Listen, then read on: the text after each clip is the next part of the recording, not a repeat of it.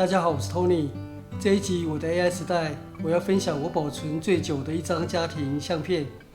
我母亲的国小毕业团体照。这是拍摄于1943年，昭和18年的老照片。这是我母亲唯一的一张童年照片。这张照片是2009年，我陪着我母亲参加她小学同学会的时候，有一位老同学将她保存的毕业纪念册热心的影印一份，分赠给大家，所以我才得到这张照片。我当年拿到的只是影印的照片，质感较差，所以我用 AI 修复这一张毕业照，还有毕业纪念册里面的其他照片。这张毕业团体照蛮有意思的，就是每一位小朋友的表情都非常的严肃，看得出来很紧张。我想这是因为当时很多孩子是第一次正式面对照相机，老师一定有提醒，拍照的时候身体不要乱动，眼睛不要闭眼，要盯着照相机的镜头，所以每一个小朋友一定很紧张，而拍下了这么一张表情严肃的毕业纪念照。我母亲是1943年毕业于洛松国民学校，洛松国民学校就是现在的西松国民小学。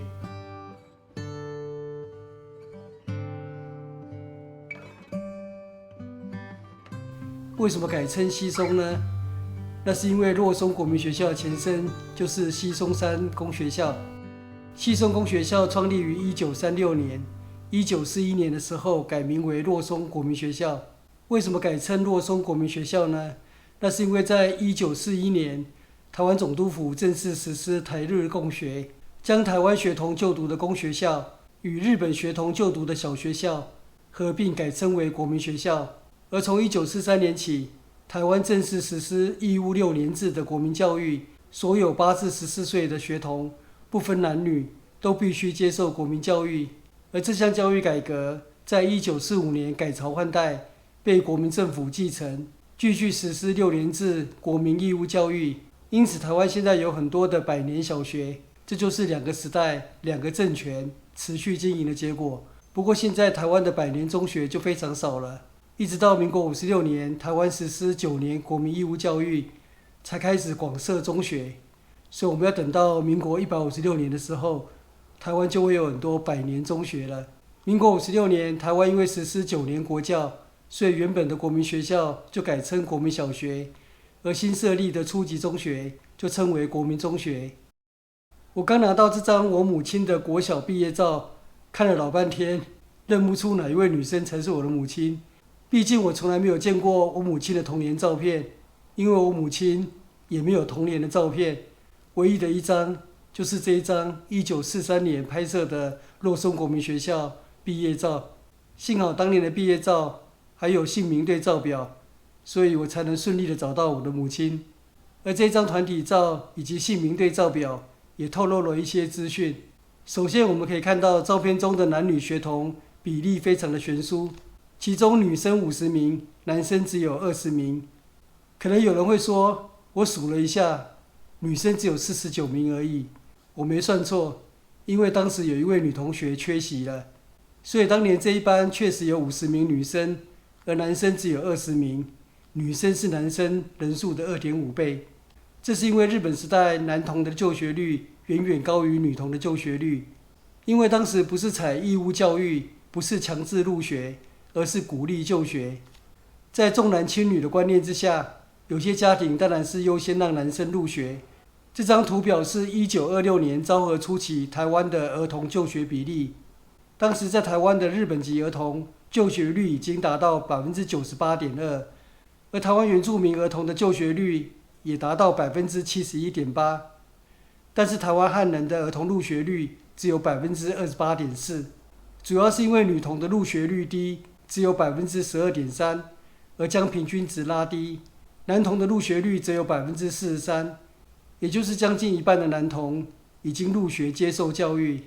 当时台湾原住民儿童入学率高，是因为日本政府重视理番事业，积极在台湾3地设立番童教育所，并实施免费入学，提供奖励，所以原住民儿童的入学比例反而远远高于汉人儿童的入学比例。正因为当时汉人女童的入学比例远低于男童的入学比例，所以到了日本时代晚期，准备开始实施国民教育的时候，很多汉人家庭就赶紧将女童送入学校去接受教育，因此才会造成在1943年我母亲那班毕业的时候，女生有50人，而男生只有20人。那女生当中应该就是有差不多一半是属于晚入学者。从照片中也是可以看到，有些女生的身材是明显的青少年的身材，而男生的身材则显得较为稚嫩。而毕业照的姓名也透露了一些资讯，就是有一些女学生是冠夫姓，她们就是所谓的童养媳。日本时代，台湾已经建立户政制度，童养媳在户口名簿是登记为媳妇子，而且已经冠夫姓。我母亲就是童养媳，从小就来到我家。从这份名单，我可以确认有7名女童是童养媳的身份，大约是班上女同学的14%。也就是平均7位女生就有1位是童养媳。这也显示在日本时代统治的晚期，台湾童养媳的比例已经逐年的下降了。日本时代童养媳的正式比例并没有正式的统计资料，有学者研究推估，北台湾的童养媳比例大约在23%到48%之间，而且是地区而定。而到了日本时代统治中期以后，随着新思想的启蒙，童养媳的比例就已经逐渐的下降了。以1943年洛松国民学校我母亲这一班作为样本，抽样50人，其中7人为童养媳。那么我们可以推估，在1943年，台北市松山地区的童养媳比率大约就是14%左右。那一次的同学会，我母亲的同学们就有聊到童养媳的一些往事。有的同学谈到童养媳的尴尬时刻，就是小时候虽然是童养媳，但是并没有感觉，就是跟未来的丈夫哥哥一起玩在一起。可是渐渐到了青春期的时候，她就开始会被邻居嘲弄。她的哥哥走过来的时候，那旁边人就会起哄说：“你丈夫来了。”那自己就会觉得很不好意思，很害羞，就跑开了。那从此也不敢跟自己未来的丈夫一起在公共场合出现，或是说一起玩耍。那她觉得是非常的尴尬，会被人家嘲笑。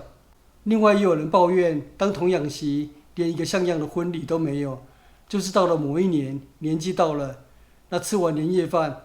那一天晚上妈妈就变成婆婆，就跟她说，从今天晚上你们2个就睡同一个房间，也就是说没有任何的结婚仪式或是典礼，就直接送入洞房了。台湾的童养媳制度当然有很多的缺点，而随着新思潮的到来，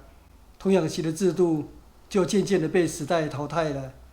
新思潮是什么呢？就是1920年代台湾的新文化运动带来的新思想，其中的一个风潮就是自由恋爱。1933年创作的台湾歌谣《望春风》描述了少女思春的情怀，而同一年创作的《月夜愁》则是描述一对情侣自由恋爱，约在三仙路晚上见面，而情人却迟到没有现身，而引起的哀怨情怀。这些流行歌曲当然会影响那个时代的少女情怀。我母亲的同学之一也是童养媳，她就在那个时代革命成功，因为在除夕夜的那一天晚上，她的母亲就是未来的婆婆，就跟她说，今天晚上起你们就睡在一起。但是她不愿意，她死都不肯。她就说，我就拿着棉被睡地上，我绝对不跟我哥哥一起睡，因为她把她未来的丈夫一直视为是自己的哥哥，那她心里有喜欢的对象。那后来她的婆婆就是她的妈妈，也只好顺从她的意愿了。我在那一次的聚会听到我母亲的同学聊到他们身为童养媳的往事时，我发现其实在那个婚姻由父母决定的时代，童养媳制度其实也有它利益良善的一面，而不全然是落后或没有人性的一项社会制度。例如我听到我母亲的同学聊到身为童养媳遭到邻居的嘲弄，或者是说抱怨没有一个像样的婚礼，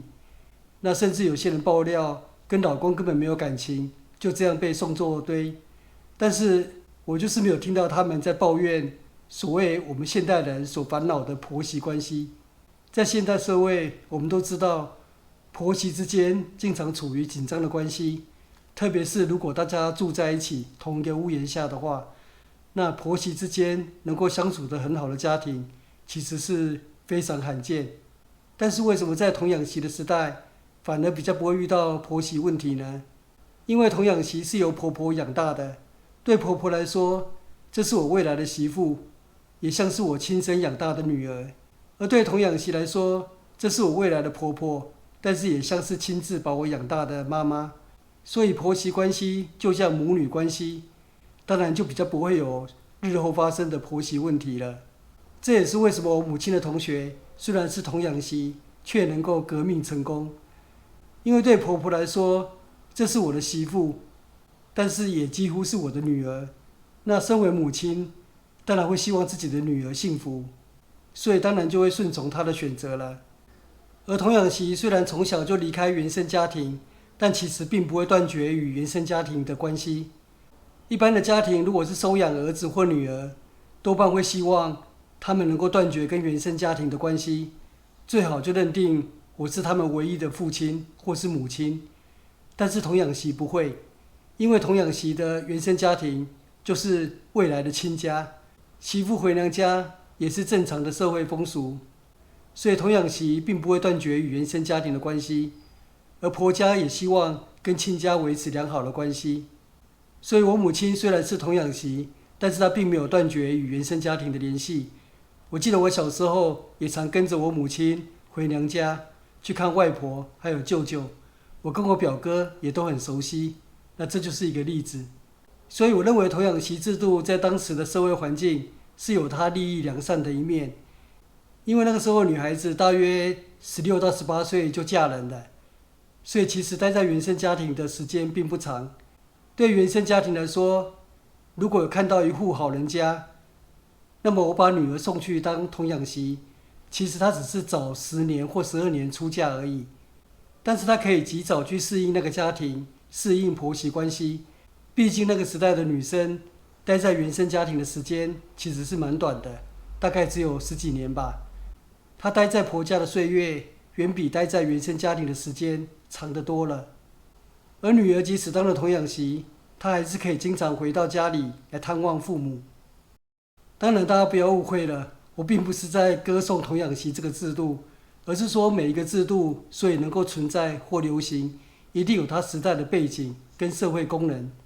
也许时代变迁了，当自由恋爱的时代来临了，那我们会认为童养媳是一个很落后的制度，甚至给它污名化。但事实上它能够存在，一定有它当时扮演的社会功能。以上就是我最近整理我母亲国小毕业照的一点点小小的心得，分享给大家。我在2009年的时候也曾写过一篇文章，介绍我母亲的国小毕业纪念册。